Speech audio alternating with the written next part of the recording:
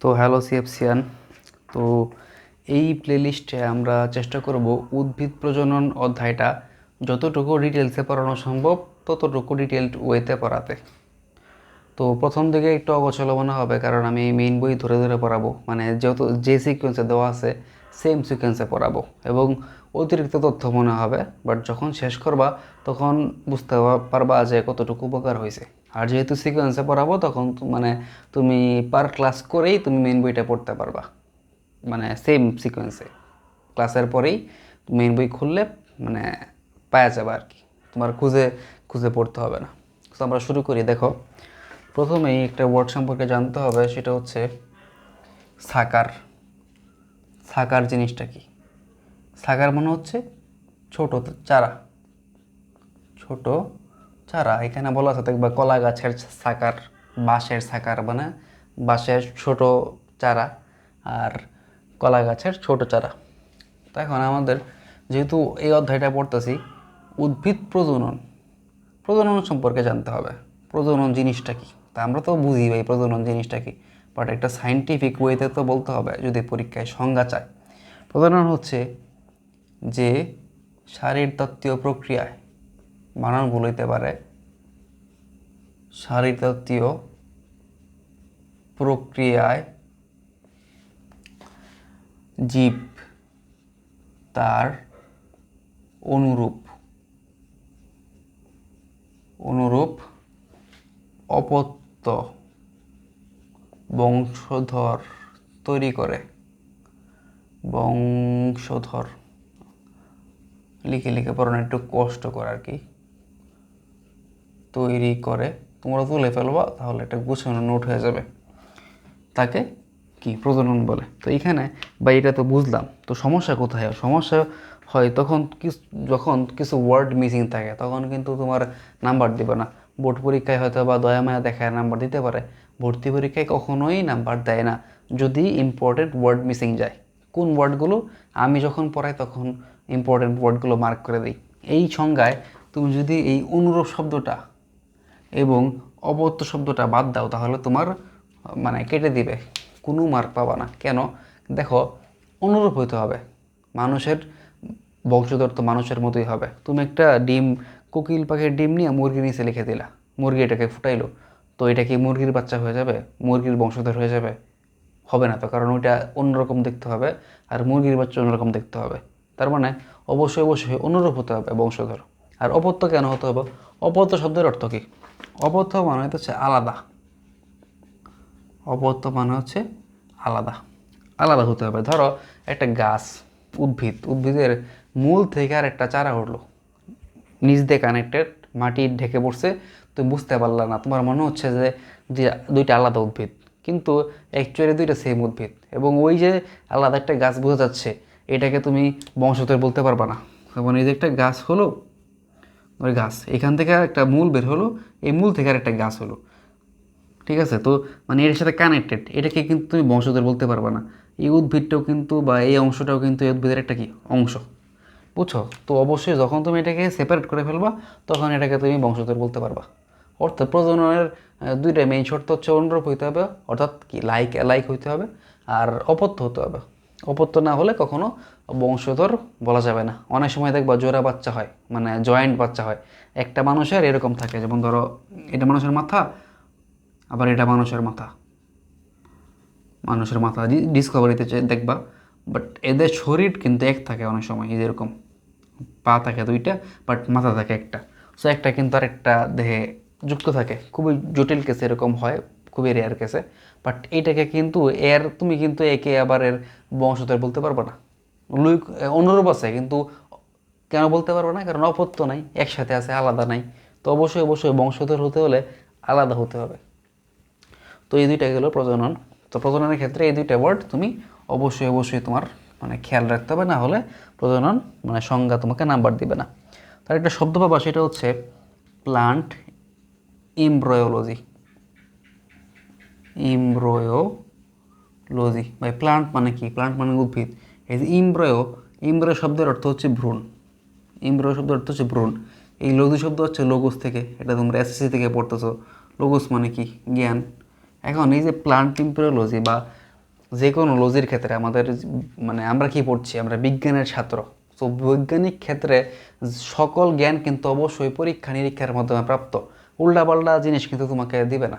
বৈজ্ঞানিক সকল জ্ঞান পরীক্ষা নিরীক্ষার মাধ্যমে প্রাপ্ত। যদিও এখানে মানে এটা মোটা দাগে বলা যায় যে পরীক্ষা নিরীক্ষার মাধ্যমে প্রাপ্ত, বাট এখানে কিন্তু আবার ভাগ আছে, হাইপোথিসিস আছে, মানে অনুকল্প আছে, প্রস্তাবনা আছে, তারপর কি থিওরি আছে। এগুলো যদিও পরীক্ষা নিরীক্ষার মাধ্যমে প্রাপ্ত না, বাট সাইন্টিফিক অনুমান। বাট মোটা দাগে আমরা বলতে পারি বৈজ্ঞানিক সকল জ্ঞানই পরীক্ষা নিরীক্ষার মাধ্যমে প্রাপ্ত। এই কারণে এইখানে যে লঘুজ বা জ্ঞান, এটাকে আমরা শুধু জ্ঞান না বলে এটাকে আমরা বিজ্ঞান বলি। এটাকে যদি আমরা বিজ্ঞান বলতে পারি, অর্থাৎ ভ্রূণ এমব্রয় মানে ভ্রূণলজি মানে বিজ্ঞান, তো এটাকে আমরা বলতে পারবো ভ্রূণ বিজ্ঞান। অর্থাৎ জীববিজ্ঞানে যে শেখায় উদ্ভিদের ভ্রূণ বিজ্ঞান, ভ্রূণ সম্পর্কে আলোচনা করা হয়, তাকে ভ্রূণ বিজ্ঞান বলে। বুঝছো? এটা সংজ্ঞা আসবে না, বাট ওয়ার্ড দেওয়া আছে, ওয়ার্ডটা ভাঙায় পড়ায় দিলাম। ঠিক আছে, তো এটা পড়াইলাম, মুসলাম না তারাও। তো এখন আচ্ছা মুছে ফেলি। এখন আমরা একটা আমাদের যে মেইন টপিক বা একটা বড় টপিক শুরু করব। অগোছালো মনে হতে পারে, কারণ মানে সেম পড়াচ্ছি। মানে আমি কিন্তু চাইলে এটাকে গুছায় পড়াইতে পারতাম, বাট সমস্যা হতো তখন তোমার মিলাই মিলাই পড়তে অনেক সময় দিতে হতো। তো দরকার কি, মেইন বই পড়তেছি, তুমি নোটটা পড়বা, নোটটা পরে মুখস্থ হয়ে গেলে মেইন বই, এই নোটটা কী করবা, মেইন বইয়ে তুলে ফেলবা। মানে যেগুলো সেম আছে যেগুলো তোলা দরকার নাই, যেগুলো এক্সট্রা কথা বলছি গুছায় দিচ্ছি, সেগুলো মেইন বইয়ে সাইডে সাইড লিখে ফেলবা। আর যদি জায়গা না থাকে তাহলে ওই খাতা থেকে সুন্দর একটা পেজে তুলে মেইন বইয়ে লাগাই দিবা। সবচেয়ে ভালো এটা, তাহলে পরীক্ষার আগে আমার রিভিশন করতে অনেক ইজি হয়। ঠিক আছে, তো এই কারণে আমি একটু মানে সিকোয়েন্স অনুসারে পড়াচ্ছি। অগোছালো মনে হলে কিছু করার নাই, লাস্টে মানে টের পাবা কতটা উপকার হয়েছে। ঠিক আছে, তো এখন আমরা মেইন টপিক বা একটা বড় টপিক শুরু করবো, সেটা হচ্ছে আবৃত বীজ উদ্ভিদের যৌন প্রজনন। এটাও মুছে ফেলি। আবৃত বীজ উদ্ভিদের যৌন প্রজনন। আবৃত বীজই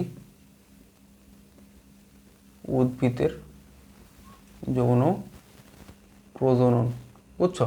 এই যে বিজি, এই বিজি কিন্তু সবসময় দুইটা দীর্ঘিকার, এটা কিন্তু একটু খেয়াল রাখতে হবে। দেখো, এখন এটা কিন্তু উদ্ভিদের যৌন প্রজনন শুধু বলি নাই, রেকর্ডিং কি হচ্ছে, রেকর্ডিং হচ্ছে। আমি বলছি আবৃতবীজ উদ্ভিদের যৌন প্রজনন। এখন যারা নগ্নবীজি এবং আবৃতবীজি চ্যাপ্টারটা পড়ে আসছো তারা তো ইজিলি বুঝবা, বাট অনেকে হয়তো পড়ে আসো না এই কলেজে। দেখো অনেক সময় মানে ছোটো চ্যাপ্টারগুলো আগে দিয়ে দেয়, মানে সিকোয়েন্স ঠিক থাকে না। তো আমি একটু রিক্যাপ করে দিচ্ছি আবৃতবীজি উদ্ভিদ এবং নগ্নবীজি উদ্ভিদ জিনিসটা কি। দেখো, আবৃতবীজ উদ্ভিদ, নগ্নবীজ উদ্ভিদ। বুঝছো? এই যে আবৃতবীজ উদ্ভিদ, এর ডিম্বক থাকে। নগ্নবীজ উদ্ভিদ যেটা আছে এরও ডিম্বক থাকে। সেম এই ডিম্বকটা বীজে পরিণত হয়, এরও বীজে পরিণত হয়, ওটা সেম। বুঝছো? এরও বীজ আছে, এরও বীজ হয়। কিন্তু এখানে দেখো, এই যে আবৃতবীজ উদ্ভিদের গর্ভাশয় থাকে, গর্ভাশয় পরিণত হয় ফলে। বাট এই নগ্নবীজ উদ্ভিদের গর্ভাশয় থাকে না। যেহেতু গর্ভাশয় থাকে না, এখান থেকে তো ফল হওয়ার কোনো চান্সই নাই। বুঝতে পারছো? এর গর্ভাশয় আছে, ফল হচ্ছে। অর্থাৎ আমি যদি চিত্র এঁকে দেখাই, ধরো একটা আমের বোটা আঁকলাম, মানে বীজ আঁকলাম, এটা হচ্ছে আমের বোটা। তো এই যে ভিতরে এইটা হচ্ছে বীজ, আমের বীজ। আর এই যে আমরা যেটা খাই মিষ্টি, এটা হচ্ছে ফল। আমরা তো নর্মালি মানে সাধারণভাবে সবটাকে ফল বলি, আম একটা ফল। কিন্তু সাইন্টিফিক্যালি মানে যে শ্বাসটা আছে, নরম অংশ যেটা বীজের উপরে বীজকে আবৃত করে রাখে, সেটাকে আমরা ফল, মানে সাইন্টিফিক্যালি ফল বলা হয়। আর ভিতরেটাকে বলা হয় বীজ। অর্থাৎ এই আবৃত বীজ উদ্ভিদে কি বীজটাকে মানে ফল ঢেকে রাখে। উদাহরণ কি আম। আর এর ক্ষেত্রে এরকম থাকে, জাস্ট এই বীজ থাকে। বুঝছো? জাস্ট বীজ থাকে, কোনো মানে বীজের উপর কোনো আবরণ থাকে না, বীজটা ওপেন বা নগ্ন অথবা ব্যক্ত অবস্থায় থাকে। অনেকগুলো নাম আছে, বিস্তারিত পড়বা। ঠিক আছে, অন্য একটা অধ্যায়ে। তো এটার উদাহরণ হচ্ছে সাইকাস। সাইকাস কেন বললাম, কারণ এটা হচ্ছে সবচেয়ে কমন উদাহরণ। আর আমাদের আশেপাশে সাধারণত নগ্নবীজ উদ্ভিদ দেখা যায় না, খুব কম। বেশিরভাগ হচ্ছে আবৃত বীজ উদ্ভিদ। এই কারণে কমন কোনো উদাহরণ মানে আমার কাছে নাই। ঠিক আছে, তো এটা মুছে ফেলি, নগ্নবীজি এবং আবৃতবীজি বুঝলাম। তো এখন আমরা পড়তেছি আবৃত বীজ উদ্ভিদের জনপ্রজনন। সো এখন আবৃত বীজ উদ্ভিদের জনপ্রজনন হতে হলে অবশ্যই গ্যামেট থাকা লাগবে। তো এখন আমি আবৃত বীজ উদ্ভিদের গ্যামেটগুলো সম্পর্কে পরিচিত করে দিই। গ্যামেট কোথা থেকে আসে? দেখো, দুইটা গ্যামেট থাকতে পারে। একটা হচ্ছে কি পুং গ্যামেট, আর একটা হচ্ছে কি স্ত্রী গ্যামেট। স্ত্রী গ্যামেটকে কী বলবো? আমরা বলবো ডিম্বাণু। আর পুং গ্যামেটকে বলবো শুক্রাণু। দেখো, ডিম্বাণু কোথা থেকে তৈরি হয়? ডিম্বাণু তৈরি হয় ডিম্বক থেকে। ডিম্বাণু তৈরি হয় ডিম্বক থেকে।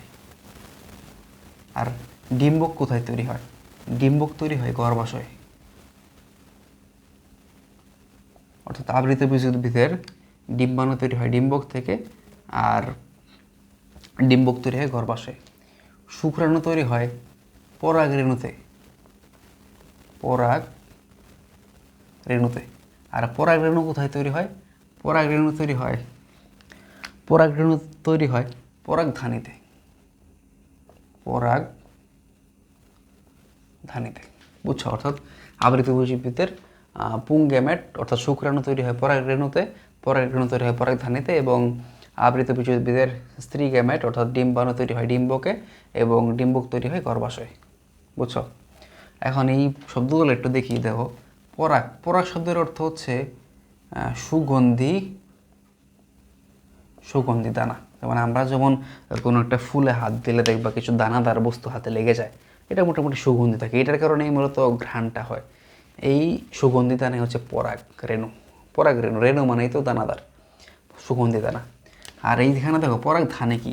দেখো, ধানে শব্দের অর্থ হচ্ছে পাত্র বা আধার বা পাত্র। আধার শব্দের অর্থ পাত্র, অর্থাৎ ধানি মানে কি? পাত্র। অর্থাৎ এই পরাগগুলা যে পাত্রে জমা থাকে বা যে স্থানে জমা থাকে তাকে বলা হয় কি? পরাগধানী। তো ইজিলি মুখস্থ রাখতে পারো যে পরাগ রেণু কোথায় থাকবে? পরাগধানীতে। কারণ কি? কারণ ধানী শব্দের অর্থ পাত্র। এই দেখো এখানে ডিম্বাণু, ডিম্বাণু তো চিনো। ডিম্বাণু ডিম্বক থেকে তৈরি হয়, আর ডিম্বক তৈরি হয় গর্ভাশয়ে। দেখো, গর্ভাশয় শব্দটা যদি সন্ধি বিচ্ছেদ করি তাহলে হয় গর্ভ, আর এটা হয় কি? আশয়। গর্ভ মানে কি? গর্ভ মানে হচ্ছে ভ্রূণ বা সন্তান থাকার স্থান। গর্ভ মানে হচ্ছে ভ্রূণ বা সন্তান থাকার স্থান বা ধারণের আধার। ধারণের শব্দটা লিখলে ভালো হয় বেশি। ধারণের স্থান বা আধার। আর আশয় মানে হইতেছে আধার বা পাত্র। অর্থাৎ গর্ভাশয় মানে কি? গর্ভাশয় হচ্ছে এমন একটা জায়গা বা এমন একটা অঙ্গ যেখানে ভ্রূণ অথবা সন্তান থাকে বা ধারণ করে। ঠিক আছে? তো এইগুলো হচ্ছে তোমার আবৃত বীজ উদ্ভিদের মানে গ্যামেটগুলো সম্পর্কে সম্পূর্ণ আলোচনা। এখন বলো, এত যে কাহিনী করলাম, এই যে সম্পূর্ণ কাহিনী, এই সম্পূর্ণ কাহিনীটা আবৃত বীজ উদ্ভিদের কোন অঙ্গে হচ্ছে? গেস করো ভাই, কোন অঙ্গে হচ্ছে? পরাগধানী কোথায় থাকে? গর্ভাশয় কোথায় থাকে? অবশ্যই কি? ফুলে। তোমরা ছোটো ক্লাসে ফুল পড়ে আসছো, বুঝছো? অবশ্যই কি? ফুলে। ফুলে কাহিনী হচ্ছে। অর্থাৎ কি? যেহেতু যেই অঙ্গে এই সমস্ত প্রজননের যে গ্যামেটগুলো উৎপন্ন হয়, গ্যামেটগুলো আদান প্রদান হয়, সে অঙ্গকে আমরা কি বলতে পারি? প্রধান প্রজনন অঙ্গ। অর্থাৎ উদ্ভিদের প্রধান প্রজনন অঙ্গ হচ্ছে কি? ফুল।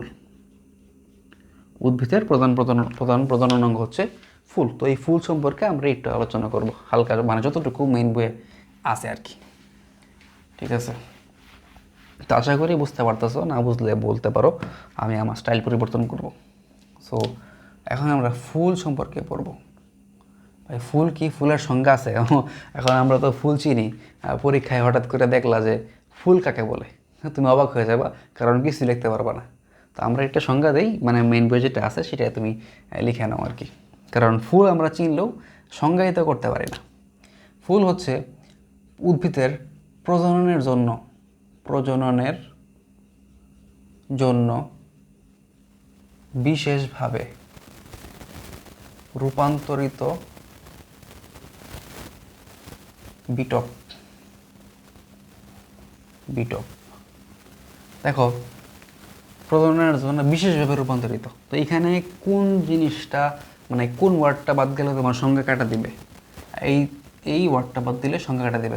রূপান্তরিত এবং বিটপ, বুঝছো? এই দুইটা ওয়ার্ড যদি বাদ দাও তাহলে তোমার সংখ্যা কাটা। রেকর্ডিং হয়, হ্যাঁ রেকর্ডিং হচ্ছে। তো এই দুইটা ওয়ার্ড বাদ দিলে তোমার সংখ্যা কাটা। কেন কাটা? দেখো, বিশেষভাবে রূপান্তরিত মানে কি, মানে হওয়ার কথা ছিল একটা, হয়ে গেছে আরেকটা, এটা হচ্ছে রূপান্তরিত, রূপান্তর, বুঝো না? রূপান্তর, শরীফ থেকে শরীফা, রূপান্তরিত হয়ে গেল আর কি, এরকম। তো এই ফুল কিন্তু পাতা হওয়ার কথা ছিল, বাট উদ্ভিদ কী করে, প্রজননের জন্য ওই পাতা হওয়ার কথা ছিল যে অঙ্কটা, সেটাকে ফুল বানায় ফেলে। ফুলের যে পাপড়িগুলো আছে এগুলো কিন্তু পাতা, বুঝছো? মানে রূপান্তরিত পাতা। তো এরকম একটা রূপান্তরিত অঙ্গ, আর অনেক অংশগুলো রূপান্তরিত হয়, বিস্তারিত আসা দরকার নাই, জাস্ট জেনে রাখো যে ফুল এটা কি রূপান্তরিত অঙ্গ, বুঝছো? আর পাপড়িগুলো হচ্ছে বিশেষ ধরনের পাতা। আর বিটপ জিনিসটা কি, দেখো, বিটপ মানে হচ্ছে উদ্ভিদের মাটির উপরের অংশ, উদ্ভিদের মাটির উপরের অংশ, অর্থাৎ উদ্ভিদের মাটির উপরের সমস্ত অংশকেই বিটপ বলা হয়। এখন ফুল কখনো দেখছো যে মাটির নিচে ফুল হইতে? যেহেতু ফুল মাটির উপরে হয় এবং এটা বিশেষভাবে রূপান্তরিত, এই কারণে বলা হয় এইটা একটা মানে ফুল একটা বিশেষভাবে রূপান্তরিত বিটপ। আশা করি বিটপ শব্দটা বুঝতে পারছো। ঠিক আছে, ফুল পড়লাম, বিটপ পড়লাম। সো এখন আমরা কি পড়তেছি, মানে এখন তো এতক্ষণ ধরে তো পড়তেছি যেই টপিক, সেটাই আবার একটু দেখো। সেটা হচ্ছে আমরা পড়তেছি আবৃতবীজ উদ্ভিদের যৌন প্রজনন। সো এখন আমরা একটু যৌন প্রজননটা দেখি, মুছে ফেলি টপিকটা, মুছে ফেলি। যৌন প্রজনন, ভাই যৌন প্রজনন তো বুঝি, বাট একটু সাইন্টিফিক্যালি বুঝতে হবে।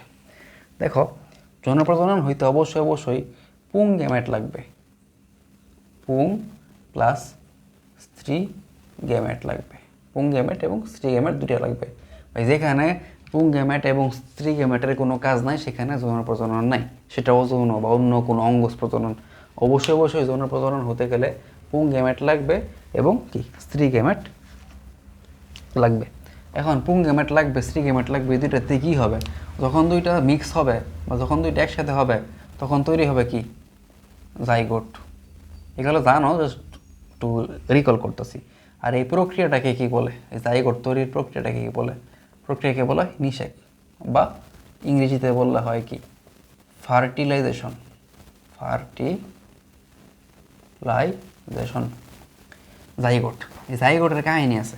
জাইগোট দুই ক্ষেত্রে, একটা হচ্ছে প্রাণী আর একটা হচ্ছে কি উদ্ভিদ।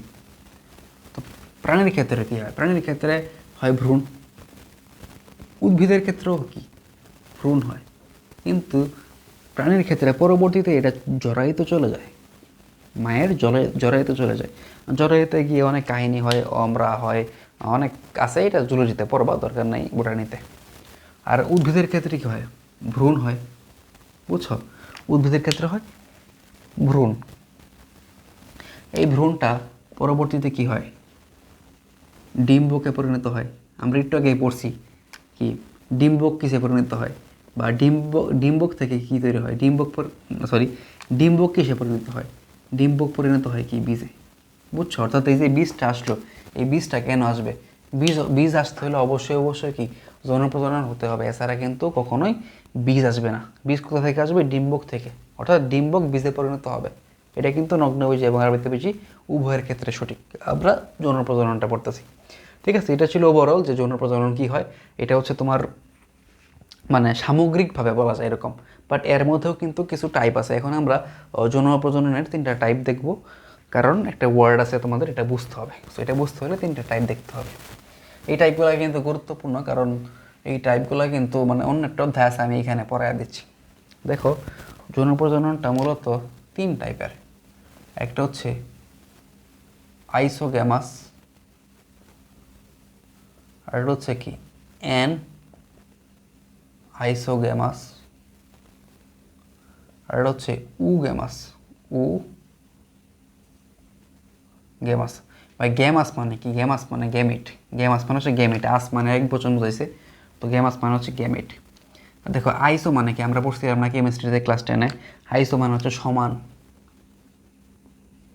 ভাই আইসো মানে যদি সমান হয়, এন মানে কি, বায়োলজিতে এন বা এ হচ্ছে নাবোধক বা নেগেটিভ অর্থ প্রকাশ করে। অর্থাৎ যদি আই সমানে সমান হয়, এন আই সমানে অসমান, বুঝছো? আর উ শব্দের অর্থ কি? উ উ মানে হচ্ছে তোমার উভাম। উভাম মানে কি? ডিম্বাণু, বুঝছো? শব্দগুলো ব্যাখ্যা মানে একটু মানে ব্যাখ্যা করতে হবে, সরি, মানে শব্দগুলোর অর্থ জানলাম, এখন আমরা দেখবো অ্যাকচুয়ালি জিনিসটাকে নাম থেকে মানে এই অর্থগুলো জানে আমাদের কি লাভ হলো আর কি। দেখো আইসোগ্যামাস মানে কি? গ্যামাস মানে যদি গ্যামেট হয়, গ্যামাস মানে যদি গ্যামেট হয়, আইসোগ্যামাস সমান গ্যামাট, মানে সমান গ্যামেট মানে কি? মানে হচ্ছে পুং গ্যামেট এবং স্ত্রী গ্যামেট দুইটাই কি সমান, বুঝছো? পুং গ্যামেট এবং দুই গ্যামেট দুইটাই সমান মানে কি? সেম। এই দুইটাই কি? সেম, বুঝছো? সেম সেম মানে কি? সেম মানে যদি একটা চলাচল করে আরেকটা চলাচল করতে পারবে, যদি একটা নিশ্চল থাকে আরেকটা নিশ্চল থাকবে, একটার সাইজ এতটুকু হলে আরেকটা সাইজ অতটুকুই হবে, বুঝছো? আর যখন ফ্লাজেলা থাকবে, একটার ফ্লাজেলা থাকবে আরেকটার সেম ফ্লাজেলা থাকবে, বুঝছো? মানে মানে এদের আইসোগেমাস টাইপের জনজননে সব কিছু সেম, যা আছে সব কিছু সেম, বুঝছো? এটা চলনসই হইতে পারে আবার নিশ্চল হতে পারে, যেটাই হোক না কেন সব কিছু সেম। দেখো এন আইসোগেমাস, এন মানে কি? মানে এন মানে না। এন আইসোগেমাস মানে কি? গ্যামাস মানে গেমিট, আইসো মানে সমান, এন মানে না, অর্থাৎ কি? অসমান গেমিট, বুঝছো? অর্থাৎ একটা যদি এরকম হয় আরেকটা হবে কি? এরকম, বুঝছো? অর্থাৎ পুং গ্যামেট কী হবে? ছোট হবে। সবসময় বায়োলজিতে যেখানে যাবা, যদি এন আইসোগ্যামাস বাদে সকল ক্ষেত্রে পুং গ্যামেটটা ছোট হবে, বুঝছো? এবং পুং গ্যামেটকে সবসময় দেখবা মাইক্রো দ্বারা বোঝানো হয়েছে, আর স্ত্রী গ্যামেটকে ম্যাক্রো দ্বারা বোঝানো হয়েছে। মাইক্রো এবং ম্যাক্রো দুইটাই ছোট, বাট যখন তুমি দুইটা জিনিস দিবে, যেটা বড় সেটাকে আমরা ম্যাক্রো বলবো, আর যেটা ছোট সেটাকে আমরা মাইক্রো বলবো। তো যাই হোক, এখানে এটা হচ্ছে পুং গ্যামেট এবং এটা হচ্ছে স্ত্রী গ্যামেট। সেখানে মনে রাখতে হবে সেটা হচ্ছে এখানে দুইটাই সচল, সচল দুইটাই কি? সচল মানে চলতে পারে। বাট তোমার কমন সেন্স কী বলে? ধরো একটা বড় জিনিস আছে, অনেক ভারী জিনিস, এটা দেখে ভারী মনে হয় না, বড় না, তো একটা বড় জিনিস যত দ্রুত চলবে, একটা ছোট ছোট জিনিস তার থেকে অনেক ছোট হালকা জিনিস তার থেকে অনেক দ্রুত চলবে না। অর্থাৎ এখানে দুইটাই সচল, কিন্তু পুংটা কিন্তু কি? অনেক ফাস্ট চলে, আর স্ত্রীটা কি? একটু মানে একটু কম স্লো চলে আর কি, কিন্তু দুইটাই চলে মানে চলতে পারে আর কি, সচল। এটা ছিল অ্যানাইসোগ্যামাস। এখন আসো উগ্যামাস। ওই গ্যামাস মানে গেমিট, উ মানে উভা মানে কি? ডিম্বাণু। অর্থাৎ এখানে মেইন হচ্ছে ডিম্বাণু, মানে ডিম্বাণুটা খুব বড় থাকে, আর শুক্রাণু থাকে ছোট, শুক্রাণু থাকে ছোট। নাম দিছে উগ্যামাস, কেন নাম দিছে? ডিম্বাণুটা আর কি একটু বড় থাকে এই কারণে, সম্ভবত, দরকার নেই কেন নাম দিছে জানার। দেখো এখানে কি হয়, এইখানে এই যে এই জিনিসটা অর্থাৎ ডিম্বাণু, এটা থাকে নিশ্চল, আর এই শুক্রাণু অর্থাৎ পুংগেমেট সেটা থাকে কি? সচল।